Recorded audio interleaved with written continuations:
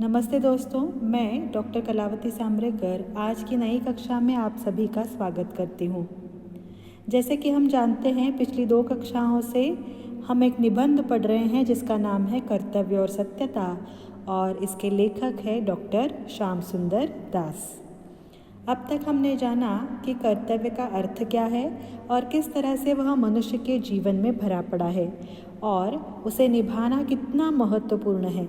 जैसे कि हमने उदाहरण भी देखे कि किन किन के प्रति हमारा कर्तव्य बन पड़ता है, उसको हम कैसे निभाते हैं, उसको सीखते वक्त हमें कैसे अड़चनें आती है या सीखते वक्त कैसे उसे ज़बरदस्ती किया जाता है।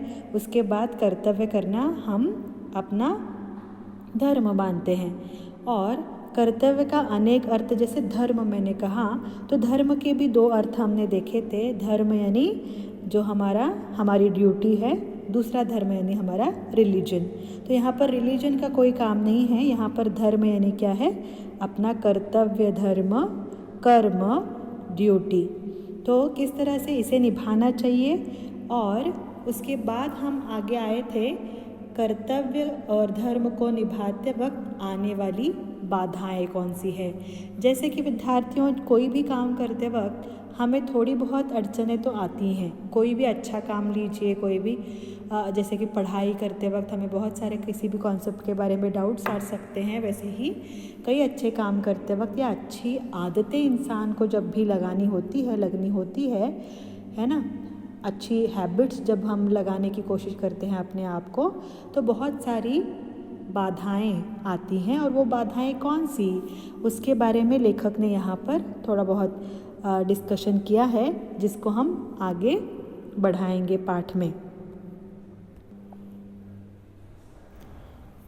तो धर्म पालन करने के मार्ग में आने वाली सबसे अधिक बाधाएं कौन सी हैं?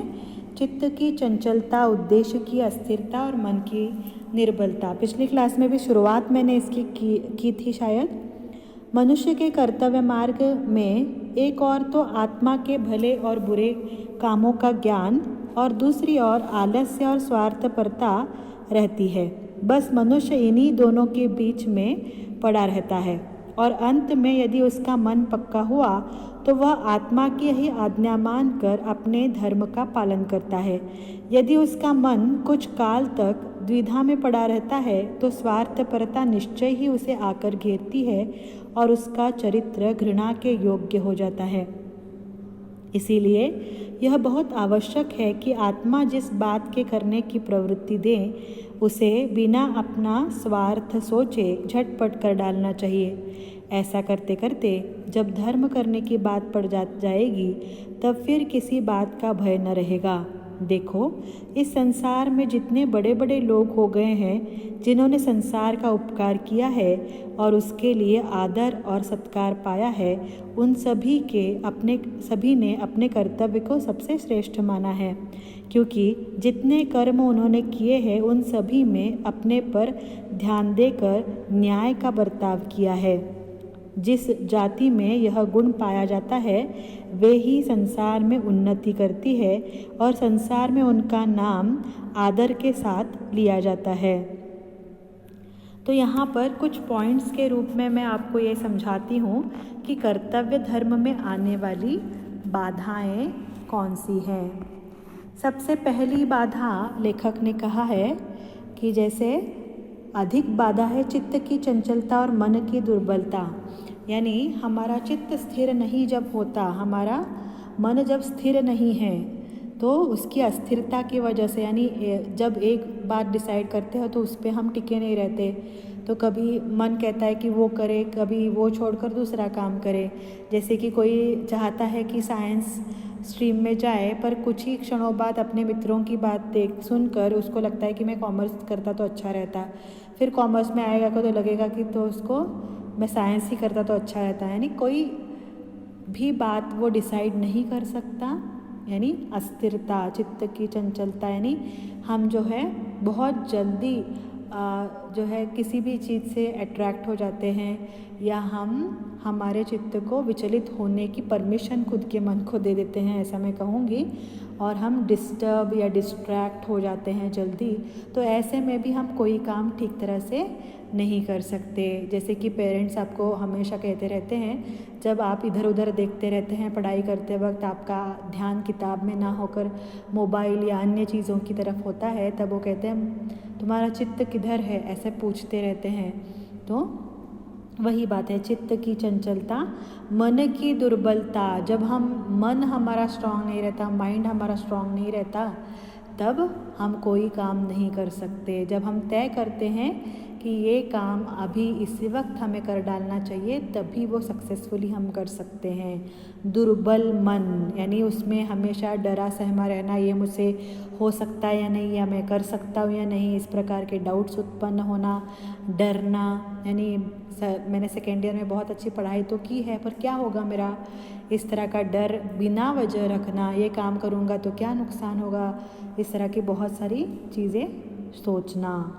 और उद्देश्य की अस्थिरता से पड़ती है। उद्देश्य यानी क्या, मन का या हमारे जीवन का ध्येय, यानी किस और हमें जाना है, यही हमें पता नहीं है। यानी अगर किसी गांव जाना है, किसी शहर पहुंचना है, तो कौन सी गाड़ी में बैठना है वो हमें पता होना चाहिए।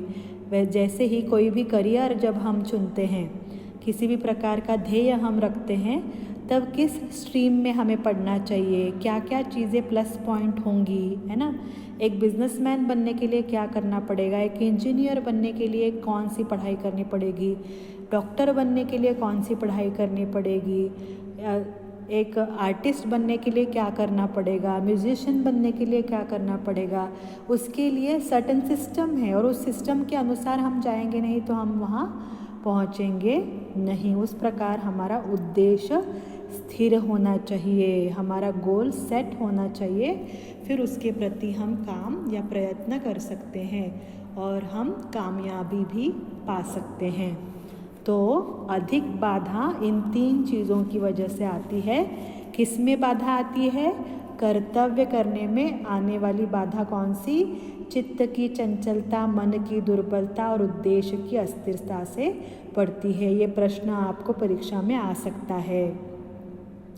दूसरा पॉइंट हम देखेंगे, मनुष्य के कर्तव्य मार्ग में एक और तो भले और बुरे का ध्यान, और दूसरी ओर तो आलस्य और स्वार्थपरता आती है। यानी मनुष्य कभी कभी क्या सोचता है कि मेरा भला होगा या बुरा होगा इस काम को करने से, अभी पढ़ाई करने से तो बुरा तो होगा नहीं, अच्छा ही होगा। फिर भी हम कहते हैं ये करने से मेरा मन नहीं होता, वो करने का मेरा मन नहीं होता, तो हम क्या करते हैं, ऐसे दुविधा में सोचने लग जाते हैं कि ये करूँ या ना करूँ, इससे करने से फ़ायदा होगा या नहीं होगा।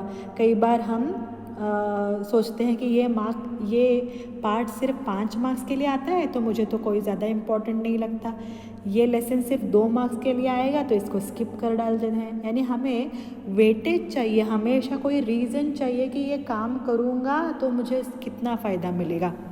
तो इस तरह से हम हमेशा मुनाफे की सोचते हैं, पढ़ाई से लेकर अन्य सभी काम। यानी अगर हम में ये ड्यूअल सिचुएशन होगी, ये दुविधा मन में होगी कि अच्छा या बुरा, भला बुरा हम सोचते रहेंगे हर बार, और दूसरी ओर आलस्य हमारे मन में और आलस्य हमारे शरीर में रहेगा, और स्वार्थीपन रहेगा कि मुझे कितना फ़ायदा होगा तो ही मैं ये काम करूँगा।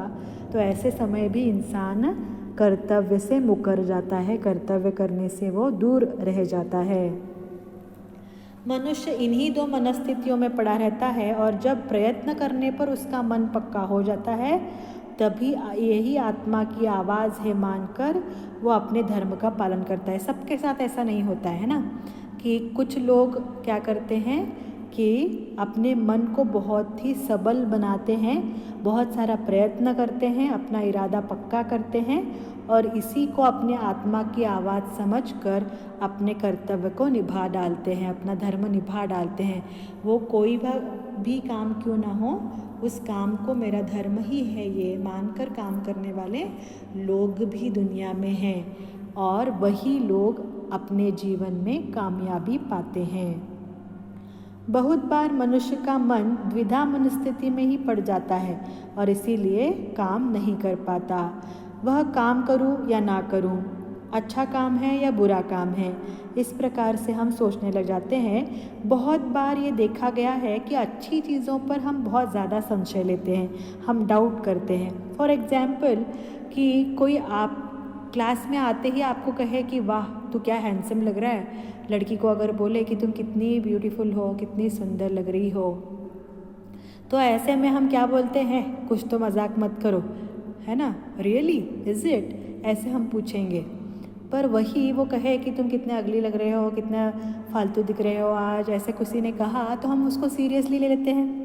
क्यों भाई, जब अच्छा बोल रहे हैं, पॉजिटिव बोल रहे हैं, तो उस पर विश्वास क्यों नहीं होता। और जब नेगेटिव बोला जा रहा है हमारे बारे में कुछ, तो क्यों हम एक्सेप्ट कर लेते हैं, क्यों हम जल्द से जल्द उसको मान लेते हैं। ये भी सोचने वाली बात है। तो इस तरह से हमारा मन बहुत जल्दी छोटा हो जाता है लोगों के ओपिनियन पर। तो कर्तव्य निभाते समय भी हम यही गलती करते हैं कि क्या अच्छा है, क्या बुरा है, क्या करूं, क्या ना करूं, क्या करने से मुझे फ़ायदा होगा, नुकसान होगा, ये सोचते सोचते हम समय बिता देते हैं। और समय के चले जाने के बाद करने वाले काम को कोई भी महत्व नहीं रहता। यही पीयूसी सेकेंड ईयर आप 10 साल बाद पूरा करना चाहे तो आपको क्या कहा जाएगा समाज में, आपके माँ बाप क्या कहेंगे, आपका सराउंडिंग क्या कहेगा। यानी जिस समय पर जो करना है तब किया तो उसको ज़्यादा महत्व रहता है। इसीलिए अगर हम आलस्य की वजह से कुछ चीज़ें अगर छोड़ देंगे तो हमें समाज में घृणित होना पड़ेगा, हमें लोग जो है कुचरित्री भी कह सकते हैं। तो इसी तरह से हमें कोई भी काम करते वक्त समय पर उसका करना, मन के साथ उसको मन लगाकर करना आवश्यक है और उस काम के साथ न्याय करना भी आवश्यक है। और इसीलिए जब भी हमारा मन कोई भी अच्छा काम करने के लिए अग्रसर हो तो झट से वो काम कर डालना, यही हमारा कर्तव्य धर्म है। उसको कोई भी दूसरा चांस ही मत दो, तभी वो काम अच्छा हो सकता है, ऐसा लेखक कह रहे हैं। और हम अपने अनुभव में भी जो है वो देखते हैं कि जो काम हम बहुत ही इंटरेस्ट के साथ करते हैं वो काम बहुत ही बढ़िया बनता है, और जो काम हम इंटरेस्ट के बिना करते हैं उस काम में कोई दम नहीं रहता। तो इस तरह से लेखक ने क्या कहा है कि अच्छा काम करते वक्त, मैं तो कहूँगी कि केवल पढ़ाई नहीं, दुनिया में इतने सारे अच्छे काम भरे पड़े हुए हैं, उन अच्छे कामों को करते वक्त सोचना नहीं है, उसे कर डालना चाहिए। बुरा काम करते वक्त आपको सोचना चाहिए, पर वहाँ नहीं सोचते हम, है ना। कि कोई मित्र कह देता है कि आज पढ़ाई बंक करके हम चले जाते हैं कहीं घूमने, तो हम वो झट से मान लेते हैं। पर वही वो कहे कि चल आज लाइब्रेरी में जाकर पढ़ाई करेंगे, तब हम सोचने लगते हैं रुक थोड़ा आता हूँ, थोड़ा जाकर आना है मुझे मम्मी ने घर पे बुलाया है, ऐसे कुछ बहाने हम बनाएंगे और वहाँ से निकल लेंगे। यानी अच्छा काम करते वक्त हम सोचेंगे और बुरा काम करते वक्त हम नहीं सोचेंगे। तो इसीलिए अच्छा काम जल्द से जल्द कर डालिए, ऐसा लेखक का मानना है। तो यहाँ पर उन्होंने कहा है कि जितने भी संसार में हमें महिमा मंडित लोग दिखाई देते हैं, उदाहरण के लिए वो बड़े बड़े साइंटिस्ट क्यों ना हो, वो बड़े इंजीनियर्स क्यों ना हो, इन्वेंटर्स क्यों ना हो, वो बड़े जो पॉलिटिशियंस क्यों ना हो, या देश की आज़ादी के वक्त जितने भी लोगों ने काम किया है उनको लीजिए, देश के सेनानियों को लीजिए, जर्नलिस्ट लीजिए, या जितने भी लोग जिन्होंने, या बॉलीवुड आपका लीजिए, हॉलीवुड लीजिए, कि जितनी भी प्रतिमाएं, जितनी भी पर्सनालिटीज़ हमें दिखती है कि वो बहुत ही पैसे वाले लोग हैं, बहुत ही फेमस लोग हैं, तो ऐसे ही उनके पास वो नेम एंड फेम आया हुआ है क्या? नहीं। तो इन सभी महिमा मंडित लोगों ने कोई ना कोई अच्छा काम किया है। अच्छा काम तो बहुत ही साधारण वर्ड है, यानी अपने काम को उन्होंने ज़्यादा महत्व दिया है, अपने कर्तव्य को उन्होंने हमेशा ही ज़्यादा महत्व दिया है, और अपने कर्तव्य के साथ उन्होंने जस्टिस किया है, न्याय किया है, और अपने आप पर ध्यान देकर उन्होंने कर्तव्य के साथ न्याय का बर्ताव किया है, और वही लोग आज संसार में उन्नति कर चुके हैं। जैसे कि मैंने कहा कि महान साइंटिस्ट, महान जो पॉलिटिशियंस आपको पॉलिटिशियंस आजकल के नहीं, जिन्होंने पहले काम किया है, आज भी जो भी अच्छे काम कर रहे हैं और जो हमारे रोल मॉडल्स हैं हर किसी फील्ड के। अगर आप बिजनेसमैन बनना चाहते हैं तो अच्छे बिजनेसमैन्स को आपको सराहना चाहिए, उनको अपना रोल मॉडल बनाना चाहिए और उनके बारे में पढ़ना चाहिए कि उन्होंने ज़ीरो से कैसे स्टार्ट किया, कैसे हार्ड वर्क करके वो आगे आए। तो इसके बारे में जब हम पढ़ते हैं उनकी स्टोरी, जो रियल स्टोरी होती है, तब हमें पता चलता है कि उन्होंने कितना हार्डवर्क किया है। इनिशियल स्टेज पे कितनी सारी चीज़ों से वो गुज़र चुके हैं और तब जाकर उनका नाम और पैसा हमें दिखाई देता है। यानी लेखक का कहना क्या है कि केवल महिमा मंडित लोगों के पैसे, नाम और उनकी इज्जत शोहरत को मत देखिए, उसके पीछे वो कड़ी मेहनत, अपने कर्तव्य को उन्होंने कितना वेटेज दिया है वो भी देखकर सीखिए। और ऐसी संसार में जितनी भी जातियां हैं, जितने भी मनुष्य जाति लीजिए, जितने भी लोग हैं, उन्होंने संसार में अपना नाम, आदर सब कुछ कमाया हुआ है। जैसे कि मैं आपको समझने वाला उदाहरण बताती हूँ कि हमारे बहुत सारे टीनेजर्स के रोल मॉडल्स होते हैं हमारे बॉलीवुड एक्टर्स। तो उसमें हम देखते हैं कि पर्दे पर तो बहुत ही खूबसूरत हमें दिखाई देते हैं, एक साथ 4-4, 5-5 गुंडों को मार देते हैं, बहुत सारी सुंदर औरतें हमें दिखाई देती हैं। ये सब सही है। आजकल तो आप लोगों को ये सच भी पता है कि वो एडिट किया होता है, वो किया होता है, पर फिर भी वो बात, वो नाम टिकाने के लिए, वो काम करने के लिए, वो एक्टिंग सीखने के लिए उनको इनिशियल स्टेजेस पे कैसे कैसे काम करने पड़ते हैं, किस तरह से उनको सीखना पड़ता है, किस तरह से उनको हार्ड वर्क करना पड़ता है, कि कैसे वो स्ट्रगल करते हैं। ये स्टोरीज़ आजकल आसानी से आपको देखने के लिए मिलती है। यानी किसी भी व्यक्ति को आसानी से कुछ नहीं मिलता, यानी हर व्यक्ति को स्ट्रगल करना ही पड़ता है। तो जितनी भी महिमा मंडित आपको प्रतिमाएं, जितनी भी पर्सनालिटीज़ दिखाई देती है, तो वो सभी उन्नत है उनके कर्तव्य की वजह से, उनके धर्म निभाने की वजह से। तो ऐसे कई लेखक लीजिए, कई सारे साइंटिस्ट लीजिए, उन्होंने अपना जीवन उसमें गंवाया है। और यहाँ पर हमारे देश के सैनिकों को लीजिए, वे अपनी सारी ज़िंदगी देश के लिए उन्होंने कुर्बान कर दी है। कई लोगों ने तो अपने प्राण देकर जो है देश को बचाया है।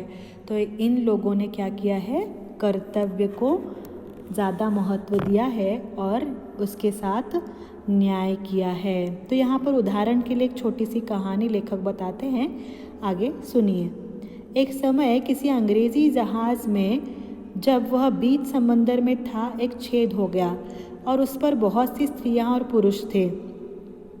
उसके बचने का पूरा उद्योग किया गया, पर जब कोई उपाय सफल न हुआ, तब जितनी स्त्रियां उस पर थी सब नावों पर चढ़कर विदा कर दी गई।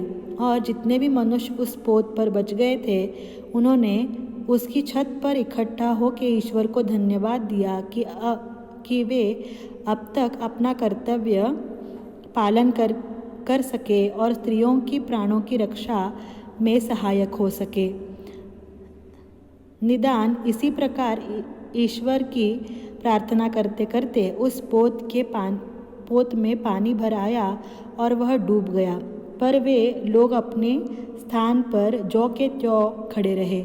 उन्होंने अपने प्राण बचाने का कोई उद्योग नहीं किया। इसका कारण यह था कि यदि वे अपने प्राण बचाने का उद्योग करते तो स्त्रियां और बच्चे न बच सकते। इसीलिए उस पोत के लोगों ने अपना धर्म यही समझा कि अपने प्राण देकर स्त्रियां और बच्चों के प्राण बचाने चाहिए। इसी के विरुद्ध में फ्रांस देश के रहने वाले ने एक डूबते हुए जहाज़ पर से अपने प्राणों को तो बचा लिया, किंतु उस पोत पर जितनी स्त्रियां और बच्चे थे उन सभी को उसी पर छोड़ दिया। इन नीच कर्म को सारे संसार में निंदा हुई। इसी प्रकार जो लोग स्वार्थी होकर अपने कर्तव्य पर ध्यान नहीं देते, वे संसार में लज्जित होते हैं और सब लोग उनसे घृणा करते हैं।